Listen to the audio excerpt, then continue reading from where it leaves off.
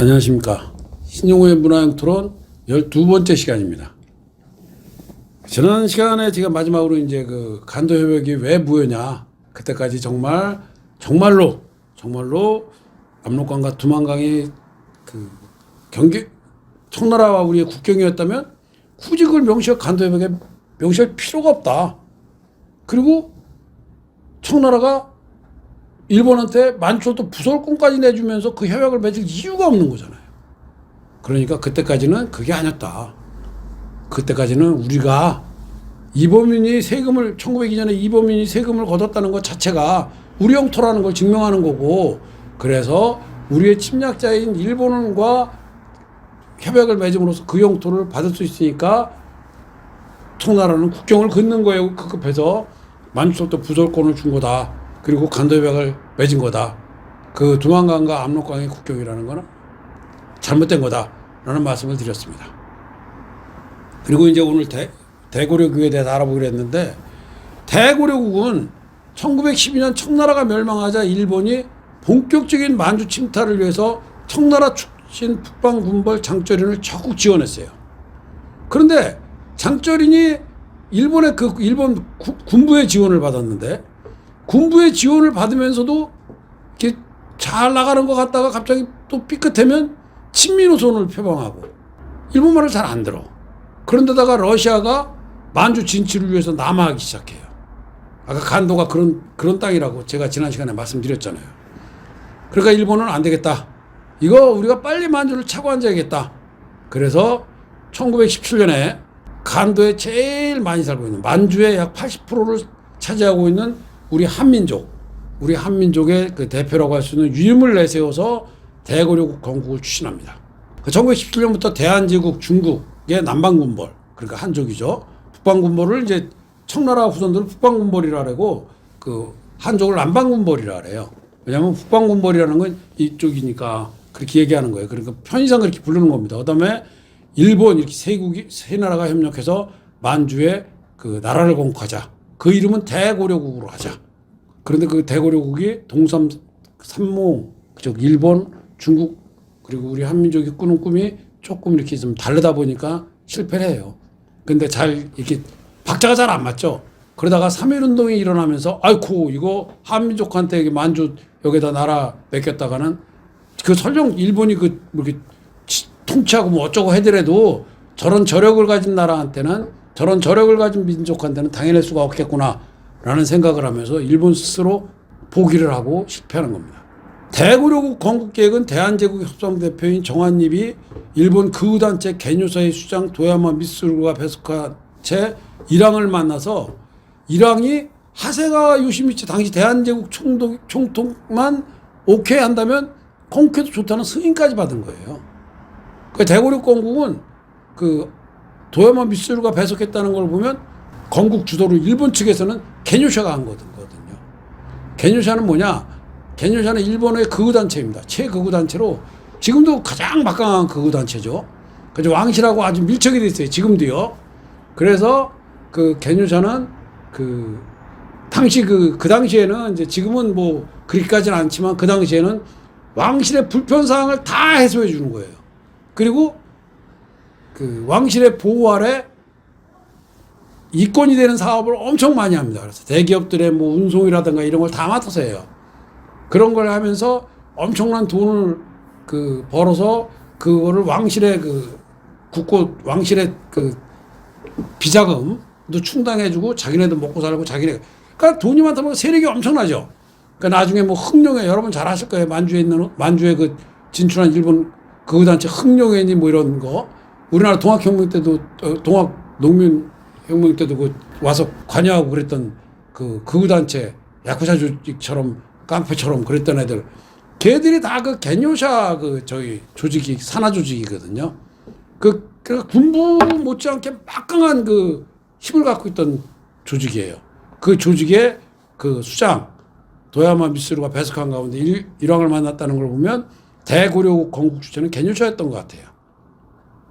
그리고 1921년 3월 27일부터 4월 6일까지 이런 사실이 일본 그 대정 일일신문 거기 일면에 탁 보도가 됩니다. 그거를 이제 보도한 사람은 세나가 미사오라고 대고려국의 일본 측 그 대표, 실무대표였던 사람이에요. 근데 왜 1917년에 그렇게 다가 1918년에 실패한 그거를 왜 21년에 실었을까요? 그거는 자기네가 이렇게까지 만주를 우리가 지배하려고 그랬는데 못했으니까 잊어서는 안 된다는 그런 거겠죠. 일본 애들은 그래요. 그게 일본의 민족성 중에 하나예요. 여기서 잠깐 조금 삐끗한 것 같지만 제가 명성황후는 시해당하지 않았다는 소설을 썼다고 말씀드렸잖아요. 그러나 시해당하지 않으셨어요. 무슨 역사 이제 1500년도 안 된 나라가 무슨 1만 년 가까운 우리 역사의 왕후를 그렇게 쉽게 시해하고 그러는 거 아니거든요. 그거 할 수도 없어요, 그거는. 그런데 뭐 역사도 역사지만 좌우지간 그날 왕후께서는 준비를 해서 이제 피하셨는데, 근데 지금도 그날 울민환동이 벌어진 날 되면 뭐 자기들이 당시 낭인들의 후손이라 해서 사과한다고 찾아오고 어쩌고 그러잖아요. 그리고 거기 가끔 뉴스에도 나와요. 그쵸? 사과 찾아왔다는 거. 그 사람들이 사과하려고 찾아오는 것 같아요? 절대 아니에요. 우리가 니네 나라 국모를 이렇게 시해했던 나라라는 거를 과시하기 위해서 오는 거예요. 그래서 똑바로 알아야 되는 거예요. 그걸 사과하러 찾아왔다고 그런 식으로 하는 거 아니에요. 그런 일본인들이기 때문에 1921년에 잊지 말자. 우리 옛날에 잊지 말자 6.25 뭐 이런 표 있었죠? 똑같은 거예요. 잊지 말자 만주. 그걸 주장한 겁니다. 그래서 이거 싫었던 거예요. 그러는 바람에 세상에 알려진 거예요. 우리나라는 이제 임종 주석도 지내셨던 양기탁 선생님하고 정한입 이런 이 두 분이 주축이 됐는데, 이분들은 고종황제나 의친왕 혹은 영친왕을 모시고 만주에 나라를 건국하면 입헌군주국을 건국하면 그럴듯하지 않겠냐라는 꿈을 가진 거예요. 이게 대한제국의 꿈이에요.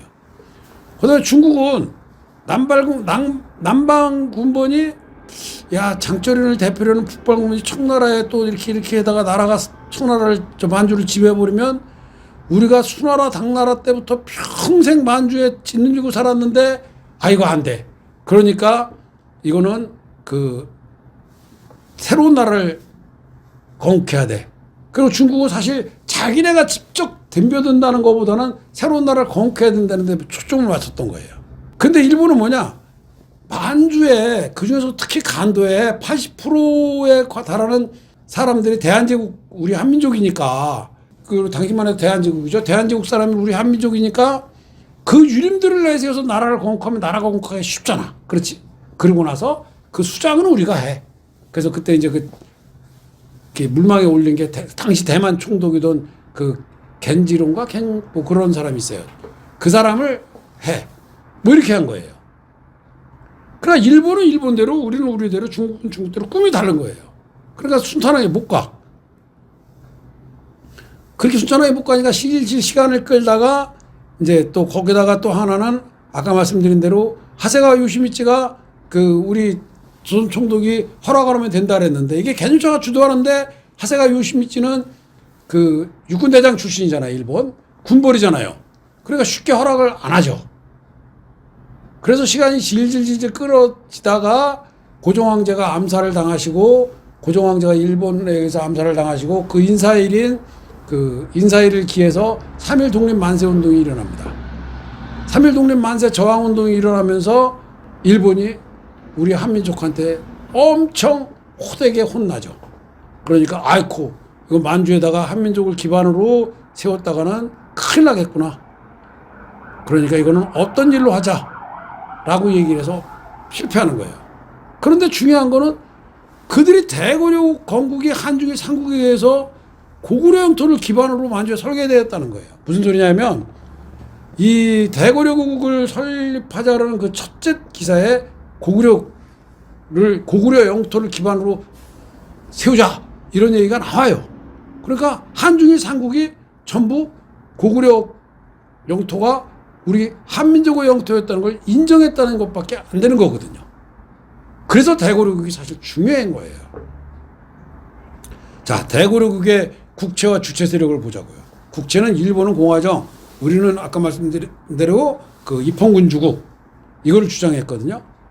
그래서 일본은 당시 대마 총독이던 겐지로를 내세워서 자기네가 초대 수상을 만들어서 어떻게든지 한번 해보려고 만주를 지배해 올라 그랬던 거고, 우리는 고종황제 또는 영친왕, 정한되면 뭐 영친왕이라도 의친왕이나 고종황제, 정한되면 영친왕이라도 모시고 입헌군주로 만들어서 그걸 기반으로 한반도까지, 우리 한반도까지 광복을 이루는 그런 생각을 했던 거죠. 그리고 주체 세력은 뭐 일본 자신도 대고려국의 주체 세력은 우리 한민족의 유림해야 된다고 일본도 그랬어요.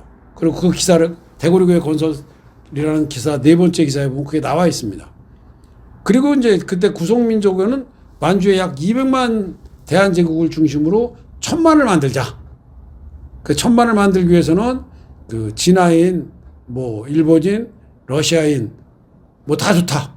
우리 한민족은 물론이고 고려국 내에 거주하거나 또는 고려국으로 와서 살고 싶어하는 사람들은 전부 받아들이자라는 게 그 구속민족에 대한 기치였었어요.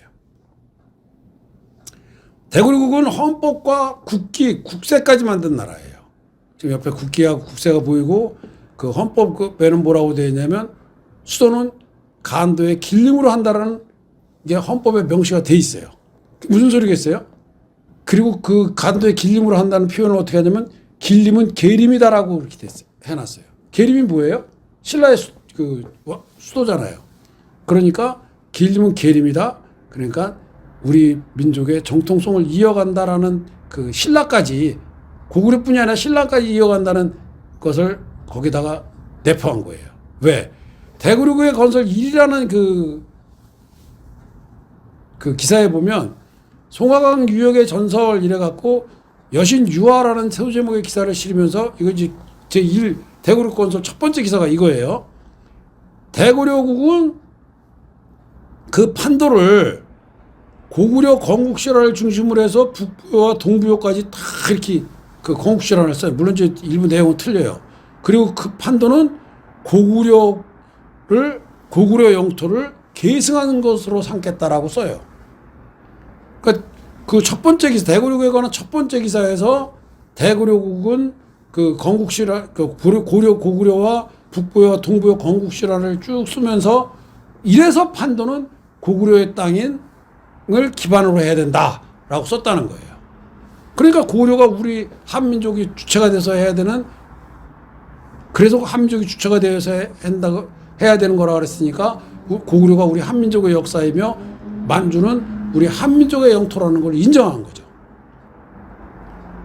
대정일일신문 1921년 3월 27일자에 실린 그 기사에 보면 대고려 판도는 옛 고구려의 판도를 동남으로 줄이고 서북으로 늘린 것으로 해서 3기에 걸쳐서 한다 그랬어요.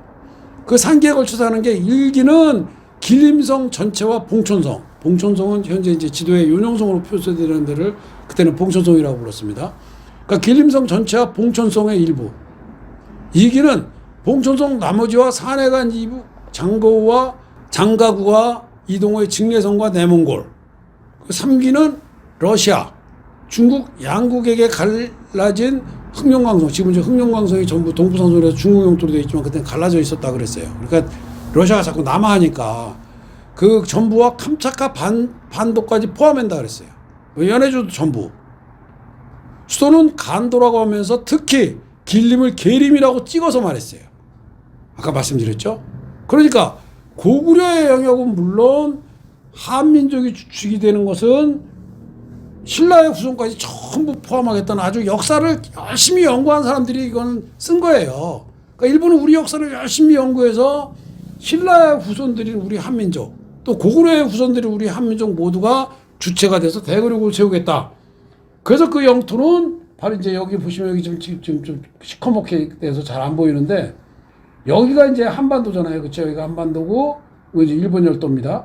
여기가 한반도고 이 만주를 중심으로 하되 3기에는 여기 러시아의 영토인 캄차카 반도까지 간다. 연해주는 물론 포함이고 캄차카 반도까지 간다. 그게 대고국의 대정 일일신문에 실린 일본의 야욕을 보인 거예요. 그러니까 러시아까지 침투하겠다는 걸 이미 이때 일본은 공언한 거예요, 사실은. 그리고 만주는 물론이고요.